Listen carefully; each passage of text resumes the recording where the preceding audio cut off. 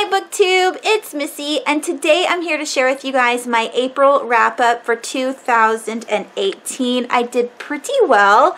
I read a total of 8 books, which were great, and then I started 5 books. I started 5 books in April, and I wasn't able to finish them all, but that's okay. We're rolling them over to May. But let me get started with my reviews of the ones that I did read. Now, all of these reviews will also be in written form from Goodreads with the links down below. I am a lot better at writing than I am speaking. The first book I want to talk about is the one that I finished first in April, and that is The Kind Worth Killing by Peter Swanson. If you have seen Lala at Books and Lala, this is one of her favorite books. I will leave her channel link down below. She mostly reads contemporary and thriller. So if you're interested in those kinds of genres, you will love her channel.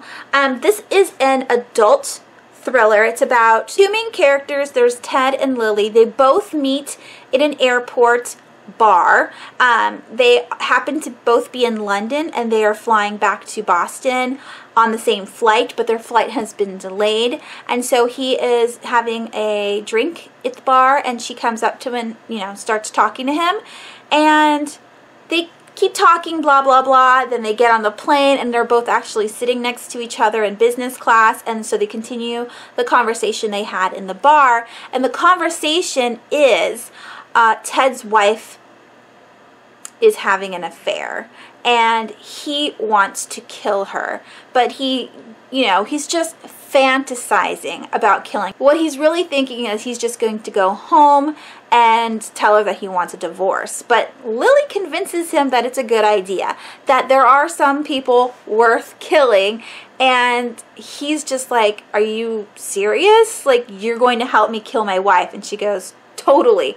So you have this man who is very rich and has a wife that is unfaithful, and then you have this strange lady at the airport who is like, hey, I'm down to help you do this because I believe morally that it is correct to take some people out that don't need to be here in this world. So that is what the book is about.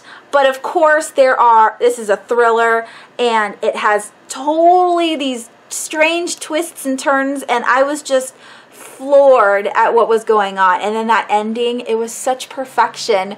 It was such perfection because Karma really sunk its teeth into the character, and I absolutely loved it. I am so impressed with the way this thriller was written that I definitely want to pick up more of Peter Swanson. I have read many adult thrillers, and the equation, if you want, or the formula for the thriller is very similar. We have people, and then we have some kind of murder, and then we have to figure out who the murderer is. And this one was just, I'm telling you, it was a crazy ride, and I wasn't expecting any of it. Okay, the next couple books that I want to talk about are 2 Stephen King books that I finished in April, and I'm very excited I was able to read them because I, finally caught up with my book club that I have on Goodreads. Again, I will leave that channel link down below if you're interested in participating in the Stephen King 2018 read-along. Alright, so the first book I finished was Dolores Claiborne. This was the March pick, and I picked it up, and it's a very slow burn read. Now, this is the 3rd Stephen King book that I've read that has a female protagonist.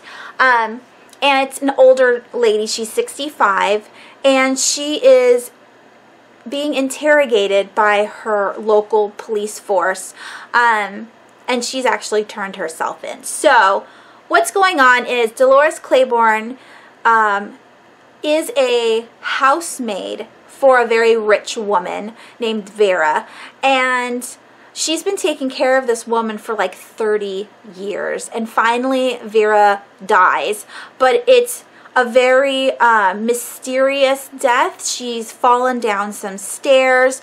The town folk of Little Tall Island off of the coast of Maine believe that she murdered Vera, and she is telling her story to the police on why she didn't do it, how she couldn't have done it, and so forth and so on. So you already know that she's being blamed for the murder. So there is no, like, you have to find the murderer. It's already up front in, like, the first chapter. But what we're doing is we're listening to her life story. So this is just character-based, like most of Stephen King's books. It's character driven. You have a little bit of world building, but not much. And we're just following her life and her story and her struggles as a wife on an island with a husband who is a drinker and a beater, and what her kids are going through, and this woman Vera who she works for, and her life and her problems. So a lot of people in my Goodreads group liked it. Some people didn't, and that's okay. Not every book is for everyone. I did give this one 4 or 5 stars. Like I said, it was very slow, but it was very interesting, and I did enjoy learning about Dolores and her struggles. And then the second Stephen King book that I read is The Girl Who Loved Tom Gordon, which was actually April's pick. So I'm very excited I was able to finish this one. And it's very short. Both of these books were around 200 plus pages. So this one was about 230. This one was about 210. This one is about a little girl, Trisha, who gets lost in the Appalachian Mountains while her brother, and her mom are on a hike. It seems so unbelievable to me to have this little girl, like, survive in the woods for over a week. It's so, I mean, back in the day when we used to teach our children all about nature, it would have been something that was easily conceivable. But nowadays, with electronics and technology and how kids barely play outside anymore, this seems just so unnatural. But she's very witty, and she's very resourceful, and the survivalness of this book was just amazing. I absolutely loved this. I gave it 5 stars.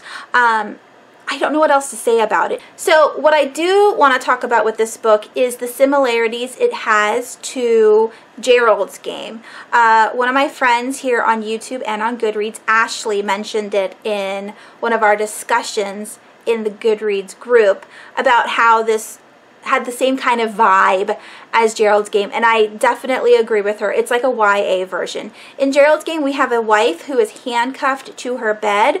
Her husband has passed away on the floor, and he can't help her, but she has to escape these handcuffs or she's going to starve to death and die.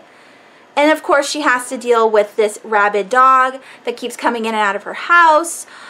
She has to worry about it trying to eat her. And then she has this, like, supernatural being, kind of like the Grim Reaper or the God of Death or something that she sees at night, and she's worried that he's there to take her soul or to wait for her until she dies.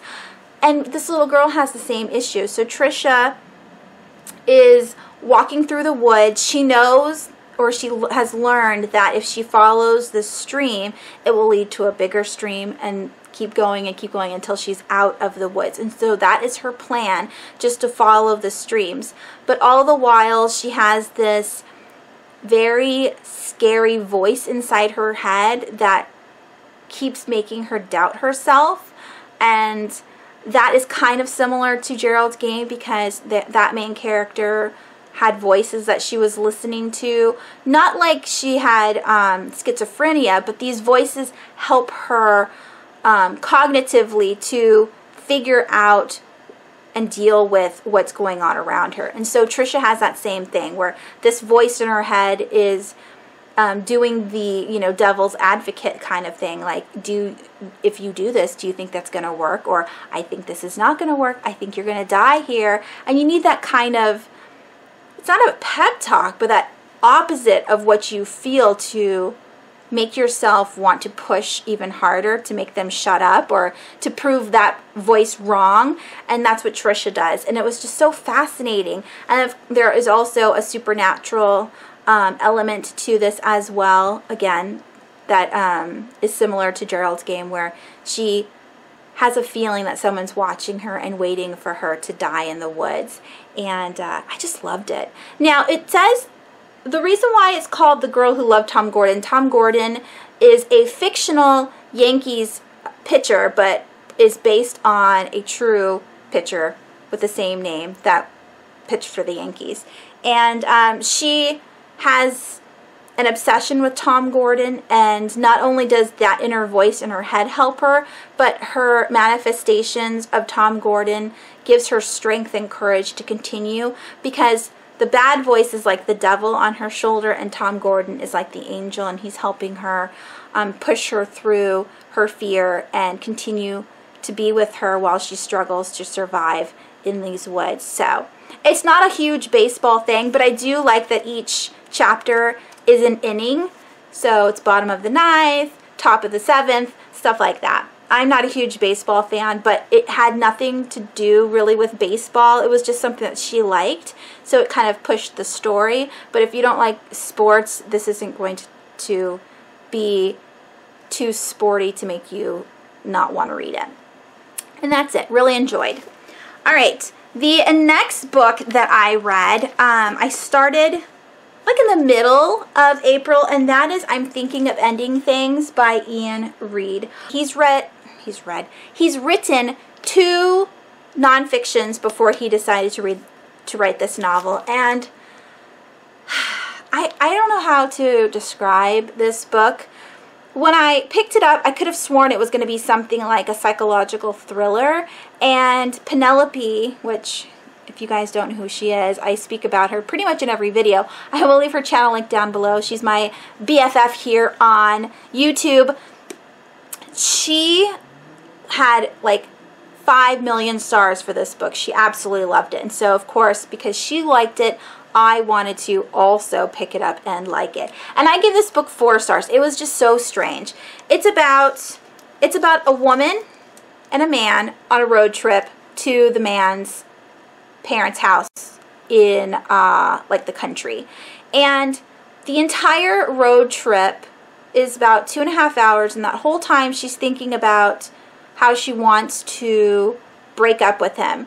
But she doesn't have a very good reason. She just keeps saying, you know, how humans are not supposed to be with one person for their whole lives, that it's more fulfilling mentally and physically and emotionally to be with other people, it helps you grow as a human to be able to interact and have to deal with different aspects of your life and others as a combination, if that makes any sense.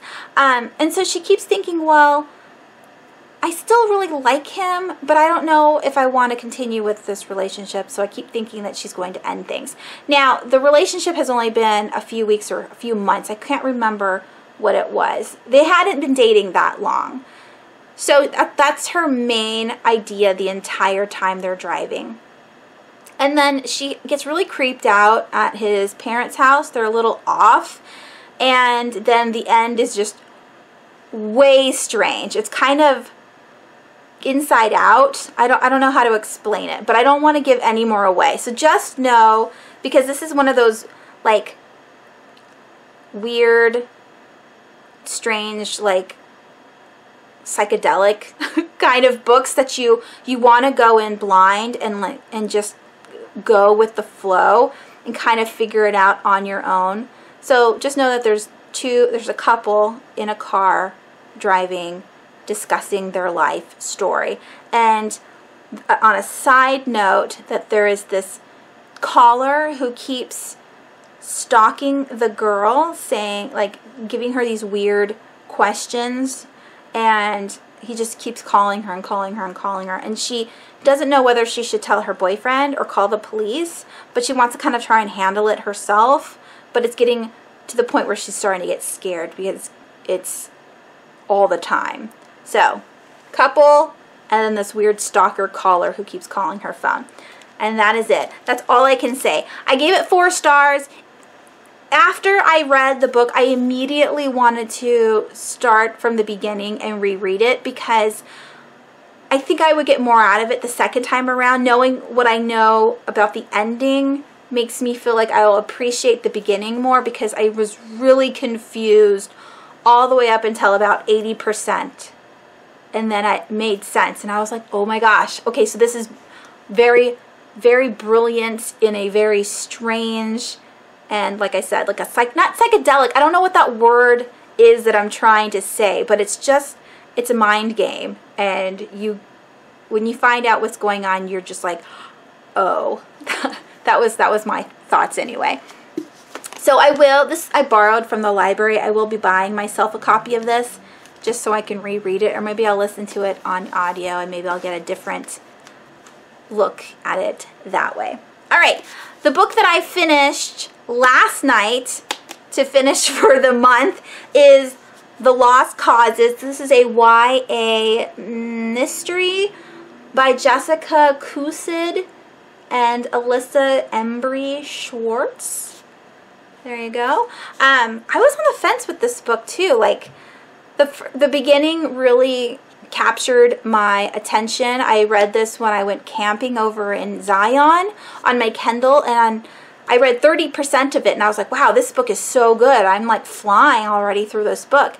And then I came home, I was picking up other things, and I lost interest in this, but I was still reading at least a chapter a day. So when I buckled down and sat and read it last night, I didn't know what to expect, but it ended up being pretty good. And I'm excited that I have the physical copy. I gave this one also 4 stars. It's about 5 misfit kids at a high school. They all have different backgrounds socially.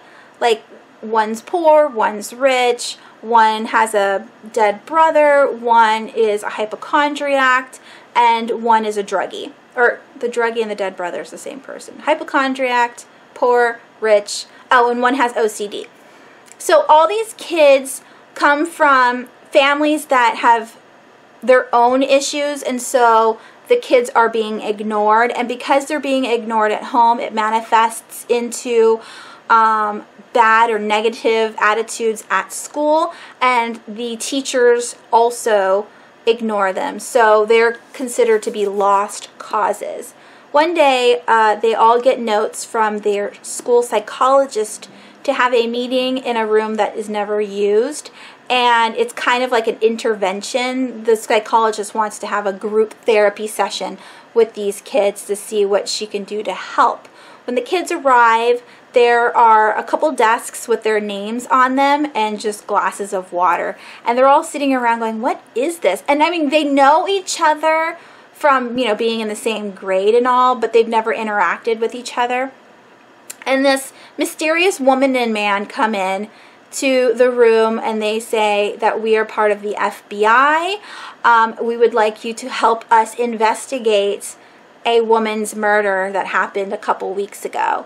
And the teens are like, why are you asking us? That's so weird. And they said, just think about it. If you would like to help, you know, this is the number that you're going to call to let us know. And the kids are all like, brush these people off, thinking they're crazy. And when they go home, they start feeling weird. And after a couple of days, they start noticing changes within them.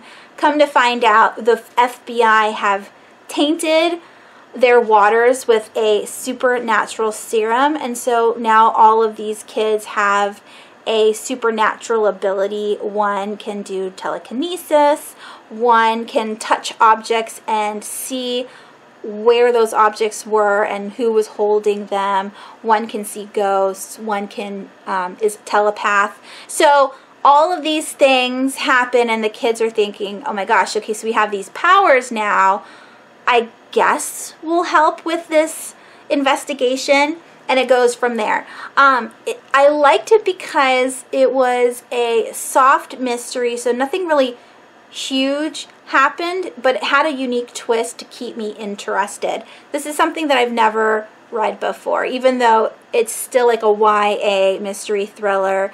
The supernatural twist kind of added a little bit of flair to it. So I did enjoy reading this book.